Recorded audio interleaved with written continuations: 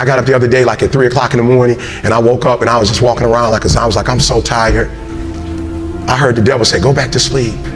And my body said, yo, E, what would you go back to sleep for? All of us are self-made, but only the successful will admit it. Whatever time my call time, so my call time is at 7, then you back your clock up 4 hours, and then that's when I get up. People say to me, what do you do in the morning? Well, 2 hours in the morning, that's a lot of time. Well, if I can overcome myself at the beginning of the day, the rest of my day is easy. You like the 4 a.m. slot? Because my brain waves are just right. I don't have to work as hard. Yeah, my body's a little fatigued, but I get up and do it. Those hard days, the days that are the most challenging, are always the most rewarding. Because now, you're uncompromising to an outcome. It takes understanding that if you're not pumped right now, if you're begrudging what you're about to do, if you're not looking forward to it, look, you gotta pay your rent, you got student loans, I get it. But if we stay in process, all right, within ourselves, in the joy of the doing, we will never choke at the finish line. Why? Because we aren't thinking of the finish line. Because we're not looking at the clock. No, we're in process.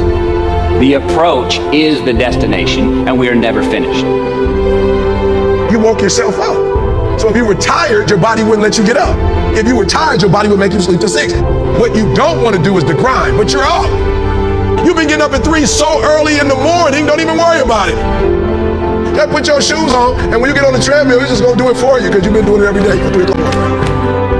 For real. My body said, all you got to do is put your shoes on. That's the hardest thing you got to do. Just put your shoes on, and I'll do the rest.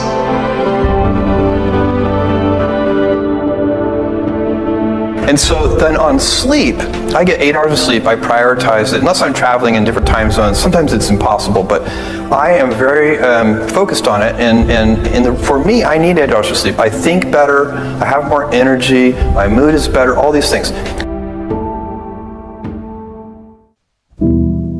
There's a really powerful quote by a guy named Kevin Kelly, and he said, don't prematurely optimize.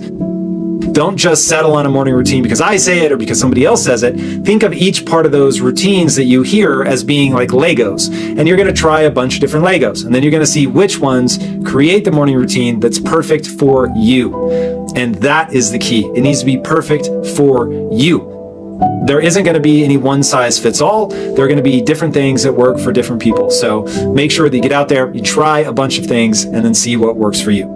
Now, when I think about a morning routine and what order I'm going to do things in, it has to do with what's going on in my life at that point, what's the most important thing to me in that moment, and then ordering things accordingly. So there have been times in my life where the first thing I do is meditate.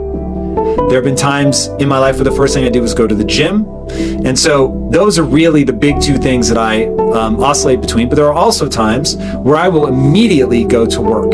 So any one of those 3 things may be the first thing that I'm doing in my morning routine, depending on what's going on in my life. So how do I decide between those? The thing that I want to make sure that no matter what else happens during the day, I get that done, then I do that first. And that really is what slot number 1 is for in any morning routine, is what is the most important thing that you know, no matter what else falls by the wayside during this day, if it gets crazy, things will crop up, that I know that I'm going to get that thing. I want to make sure that you're getting all the sleep that you actually need. So if you're waking up at 3 a.m., but you're going to bed at 8 p.m., then it's fine. That's 7 hours of sleep. And I would say the average person probably does fine between 7 and 8 hours. And if you're going to bed at 9 or 10 and getting up at 3, then odds are you just aren't getting enough sleep. Whenever you're feeling tired, one of 2 things is true. You are not getting enough sleep, or high quality enough sleep, or your diet is off. Those 2 things are going to be the things that contribute most to whether you feel fatigue or not. So whenever you're trying to get a new routine, what you're really trying to do is change your behavior. If you're trying to change your behavior, you must understand that behavior follows your beliefs.